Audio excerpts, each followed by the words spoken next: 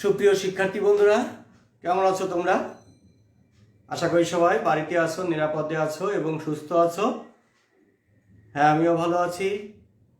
আমি অলোক চন্দ্র দাস, সহকারী শিক্ষক, সুলতানপুর উচ্চ বিদ্যালয়, রাজবাড়ী সদর, রাজবাড়ী।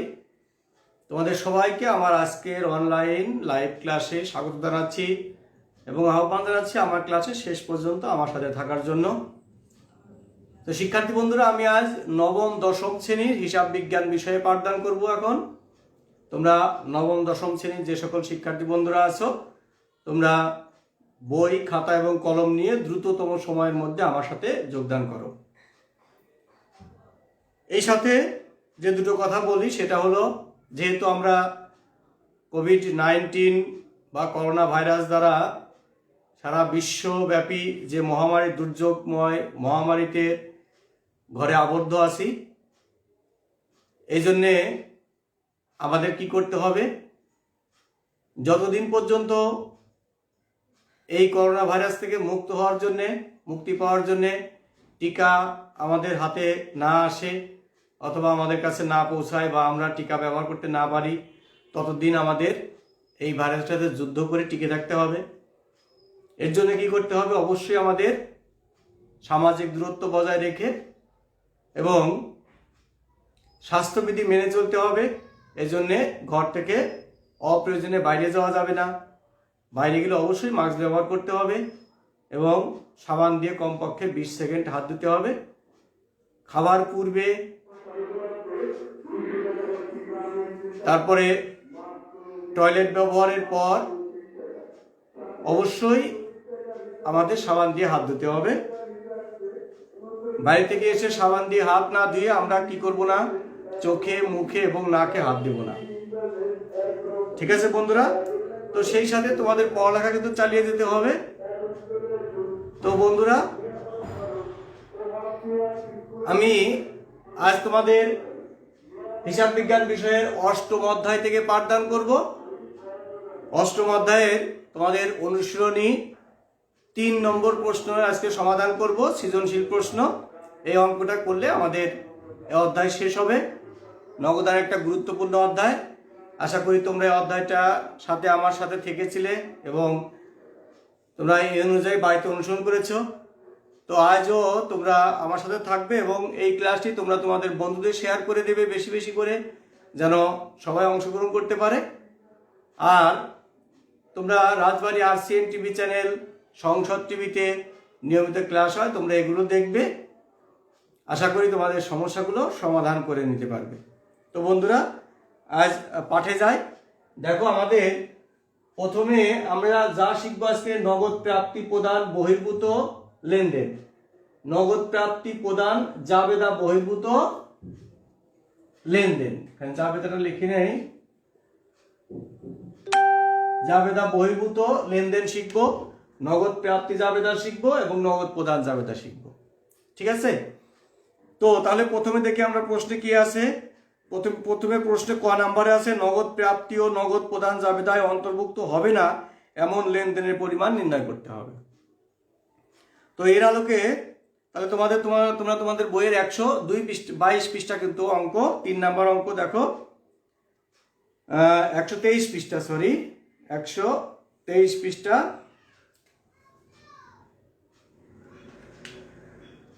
তাহলে আমরা একটা কাজ যেটা করব সেটা হলো, প্রথমেই দেখো আমাদের 1 তারিখে, মার্চের 1 তারিখে আছে নগদ তহবিল 57,500 টাকা। এটা কিন্তু কোনো প্রাপ্তি না, এটা আমাদের কারবারেই ছিল। হ্যাঁ, সেটা এখনো আছে। এইটা নিয়ে আমরা আবার হয়তো এই মাসে ব্যবসা শুরু করেছি, এই জন্য এটা আমাদের নগদ প্রাপ্তি জাবেদায় আসবে না। তাহলে আমরা 1 তারিখ দিয়ে লিখতে পারি নগদ তহবিল। 1 তারিখ দিয়ে নগদ তহবিল। নগদ তহবিল আছে 57,500 টাকা। 57,500। এরপরে আছে দেখো আমাদের 10 তারিখে একটা আছে, ব্যক্তিগত প্রয়োজনে নগদ উত্তোলন 4,000 টাকা ও পণ্য উত্তোলন 1,000 টাকা। ব্যক্তিগত প্রয়োজনে কি করলাম, আমাদের কারবার থেকে পণ্য উত্তোলন করছি, এর জন্য কিন্তু নগদ টাকা এর মধ্যে নাই, তাই না? তাহলে এটা নগদ প্রাপ্তিও না, নগদ প্রদানও না, অর্থাৎ নগদ নেই। তাহলে এটা আসবে পণ্য উত্তোলন। আমরা লিখতে পারি 10 তারিখে পণ্য উত্তোলন 1000 টাকা। তাহলে এই মোট হলো আমাদের 58,500। এই হলো আমাদের মোট, যেটা নগদ প্রাপ্তি জাবেদা এবং নগদ প্রদান জাবেদায় আসবে না, এরকম একটা ফিগার। ঠিক আছে? এরপরে দেখো আমাদের খতে আছে উপযুক্ত লেনদেনের ভিত্তিতে নগদ প্রাপ্তি জাবেদা প্রস্তুত করো। তাহলে আমাদের বন্ধুরা, আমি এই শিখনফলটা মুছে ফেলি, আমরা এগুলো শিখবো, আগেই আমরা দেখে নিয়েছি। তাহলে এইবার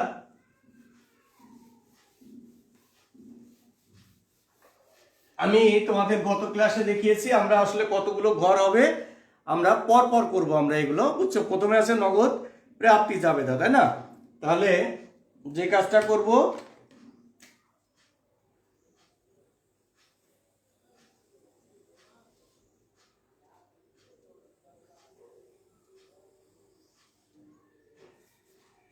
এখানে দেব আমরা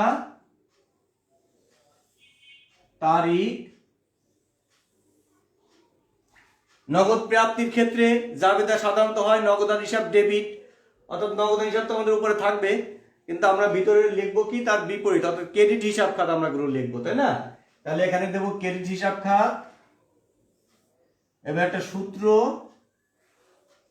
এবার নগদান হিসাব ডেবিট সেটে, আর আমরা এই পাশ থেকে দিয়ে আসি, দেখো। আর আমাদের যা যা আসবে আমরা এই পাশ থেকে দিতেও পারি, এখান থেকেও দিতে পারি। একটা ঘর হয়তো আমরা রেখে দিয়ে এটা দিলাম এইখান থেকে। তাহলে এইবার প্রথমে দেখো 1 তারিখ তো আসবে না আমাদের নগদ জাবেদা, তাহলে আমরা উপরে লিখি, এটা হলো মডার্ন স্টোরস, রাজশাহীর মডার্ন স্টোর। তাহলে মডার্ন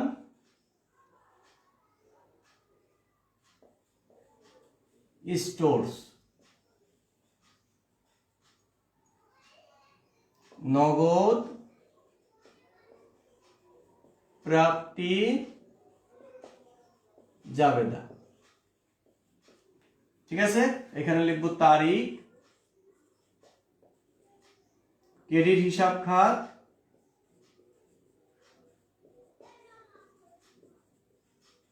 হিসাব খাত 2017 মার্চ মাস। এখানে সূত্র নগদান ডেবিট। এরপর থেকে একটা ঘর একটু রেখে দেই যদি প্রয়োজন হয়। আচ্ছা, এরপর আমরা ঘর পরে বসাবো। তাহলে মাসের 2 তারিখে আমরা কি করছি, 2 তারিখে আছে নগদে ও চেকে পণ্য ক্রয় যথাক্রমে 10,000 টাকা ও 15,000 টাকা। তাহলে পণ্য ক্রয় করলে নগদ টাকা আমাদের চলে যাবে, অর্থাৎ প্রাপ্তির ঘরে আসবে না। 5 তারিখে আছে পণ্য বিক্রয় 45,000 টাকা, যার 60% চেকে, অবশিষ্টাংশ নগদে। তার মানে কি এখানে নগদেও আছে এবং চেকেও আছে, তাহলে এটা প্রাপ্তি। ঠিক আছে? তাহলে এর জাবেদা আবার কি আমাদের নগদান হিসাব ডেবিট, তাই না? নগদান হিসাব ডেবিট, ব্যাংক হিসাব ডেবিট, আর একটা কি বিক্রয় হিসাব ক্রেডিট। ঠিক আছে? মোট হলো 45,000 টাকা। এই দুটোকে আমরা একবারে নগদান লিখতে পারি। ঠিক আছে? তারপর আমরা ব্যাংক লিখে দেবো এখানে, ব্যাংক ডেবিট। ঠিক আছে? আচ্ছা, তাহলে আমরা 2 তারিখে লিখবো। 2 তারিখ, সরি, এখানে 2 তারিখে আসবে না, আসবে হলো 5 তারিখে। 5 তারিখে বিক্রয়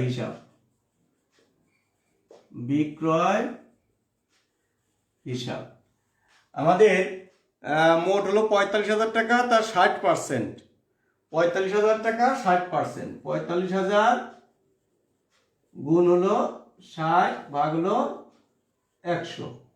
দুটো শূন্য, যদি দুটো শূন্য বাদ দেই তাহলে দেখা যাবে 450 আর 60, 450 আর হলো 60, দুটো শূন্য বাদ দিলাম, 5 6 30, শূন্য হাতে 3, 4 6 24 আর 3 27 আর দুটো শূন্য, 27,000 টাকা নগদের ঘরে, 27,000। আর ব্যাংকের ঘরে আমাদের বাদ বাকি 45,000 থেকে 27,000 বাদ দিলে 7 যদি 15 8 হলে হাতে 1, 18,000 ব্যাংকের ঘরে, 18,000। আর একটা আসবে এখানে বিক্রয় হিসাব, একটা বারটা আমাদের থাকতে পারে, তাহলে আমরা এটা বারটার জন্য একটা ঘর রেখে দেই, বারটা ডেবিট, একটা বিক্রয়, বিক্রয় ক্রেডিট, তাহলে বিক্রয় হিসাবে 45,000 টাকা।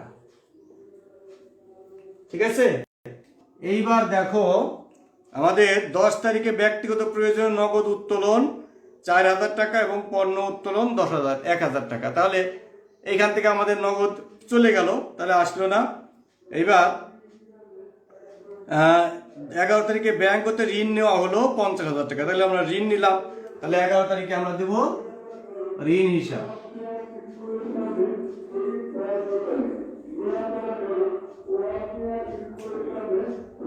ঋণ নিয়ে যাবে ধরো নগদান হিসাব ডেবিট, ঋণ হিসাব ক্রেডিট, তাহলে নগদান হিসাব কত আমাদের 50,000 টাকা ঋণ নিলাম, 50,000 টাকা ঋণ হলো 50,000 টাকা, তাহলে আমাদের ঋণ হিসাব একটা আসবে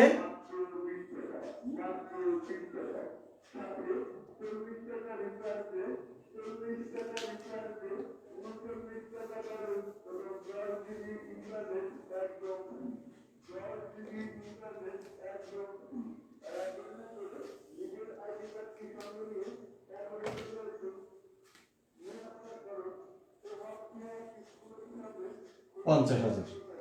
ঠিক আছে, এইবার দেখো আর আছে কিনা আমাদের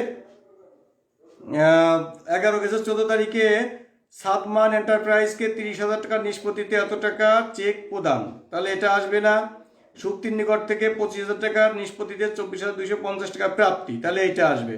অর্থাৎ কত তারিখে আমাদের 17 তারিখে, তাহলে লিখবো শুক্তির হিসাব।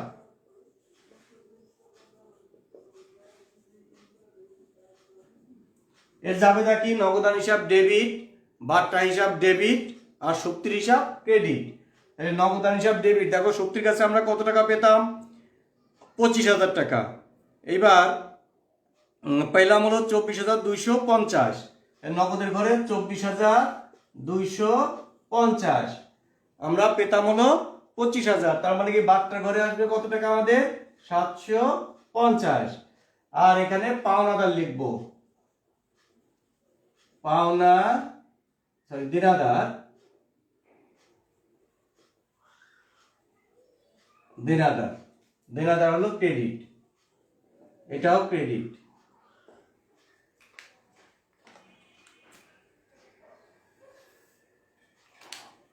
তাহলে এখানে তার কাছে পেলাম কত 25,000, 25,000। ঠিক আছে,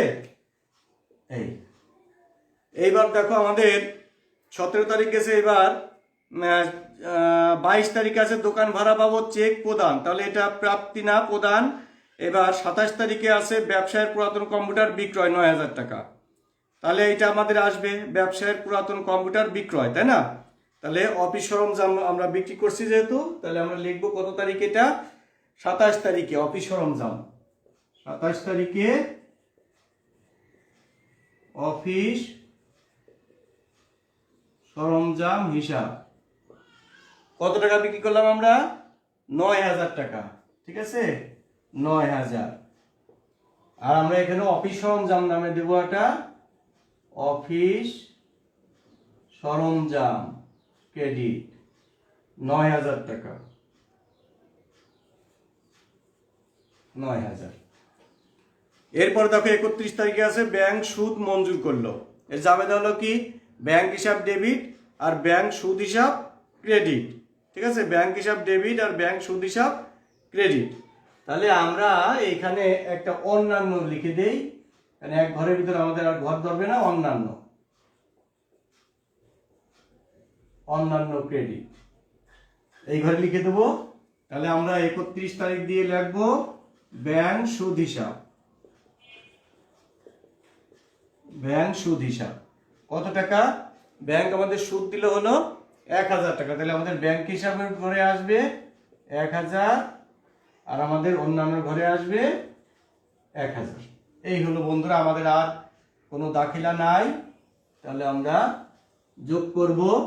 এই বরাবর দেখো আমাদের 0, 5, এই বরাবর 2, এখানে 7, 7 আর 4 11, আর 9, 20, 0 হাতে 2, 2 আর 2 4, আর 5 9, 10 11, 11, 1,10,250। এইখানে 18 1 19,000, এইখানে 750, এখানে 45,000, এখানে 50,000, এখানে 25,000, এইখানে 10,000। ঠিক আছে বন্ধুরা, তোমরা দেখবা যে এখানে যতগুলো আমাদের 1 2 3টা ডেবিট ঘর আছে, ডেবিট ঘরের যোগফল, আর এখানে 4টা আমাদের ক্রেডিট ঘর আছে, ক্রেডিট ঘরের যোগফল সমান হয় কিনা। ঠিক আছে, এই হলো আমাদের নগদ প্রাপ্তি জাবেদা। এরপর আমরা গতে আছে আমাদের মডার্ন স্টোরের মার্চ মাসের নগদ প্রদান জাবেদা প্রস্তুত করো। নগদ প্রদান জাবেদা করতে হবে। তাহলে আমরা যে কাজটা করব, আমি আসলে এখানেই তৈরি করব, এটা মুছে ফেলবো। তোমরা আর একটা আবার ঘর তৈরি করো।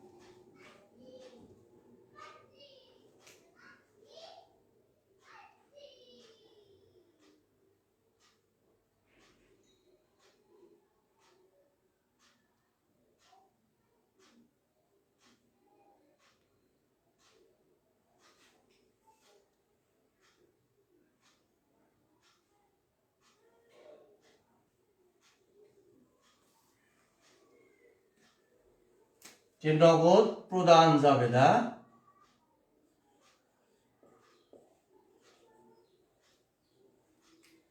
এটা হলো ডেবিট।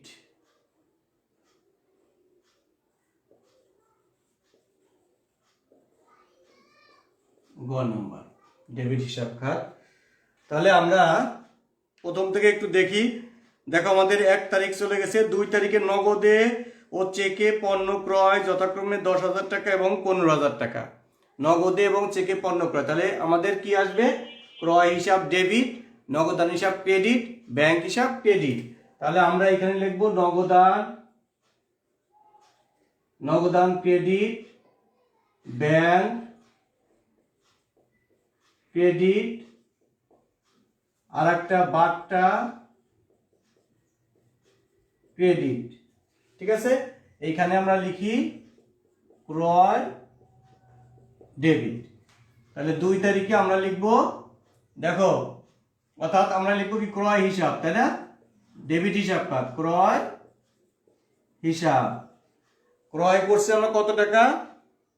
নগদে ও চেকে পণ্য ক্রয় যথাক্রমে 10,000 আর হলো 15,000, মোট হলো 25,000 টাকা। 25,000 টাকা, তার মধ্যে আমাদের ব্যাংকের মাধ্যমে হলো 15,000, আর নগদ হলো 10,000। ঠিক আছে, এরপরে দেখো 5 তারিখ চলে গেছে। 10 তারিখে আছে দেখো ব্যক্তিগত প্রয়োজনে নগদ উত্তোলন 4,000 টাকা, পণ্য উত্তোলন 1,000 টাকা।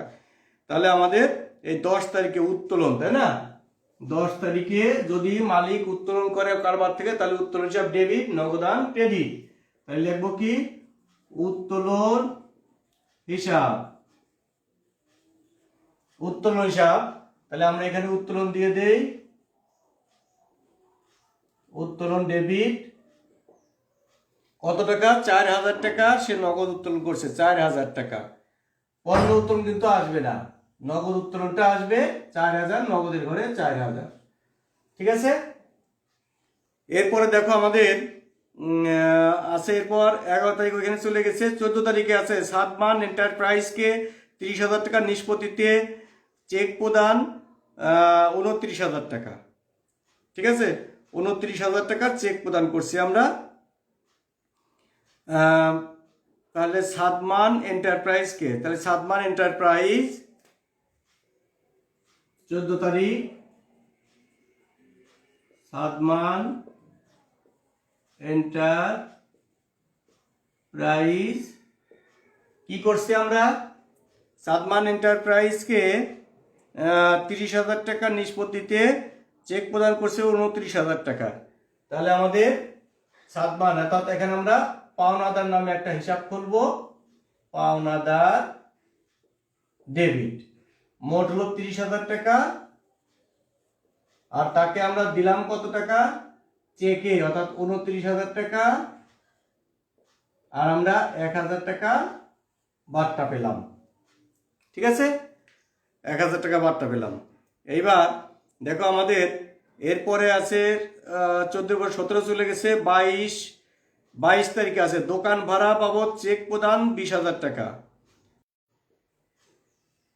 কত টাকা দোকান ভাড়া করছি আমরা, দোকান ভাড়া বাবদ চেক প্রদান 20,000 টাকা।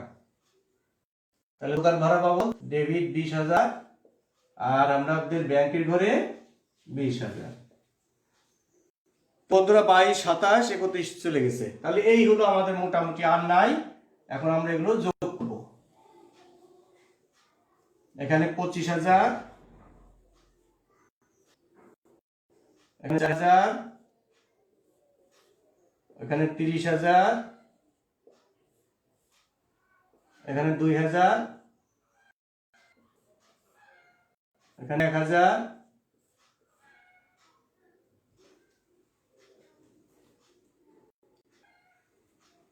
এইখানে দেখো আমাদের 3টা শূন্য, এবার 9 আর 5 14, 4 হাতে 1, এখানে 2, 2 আর 2 4, আর 2 6, 64,000। এখানে হলো 10 আর 4 14,000।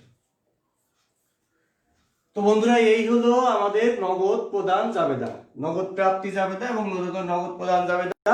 দেখো একই রকম, প্রায় সেম, তাই না, একটু বিপরীত, এই হলো কথা।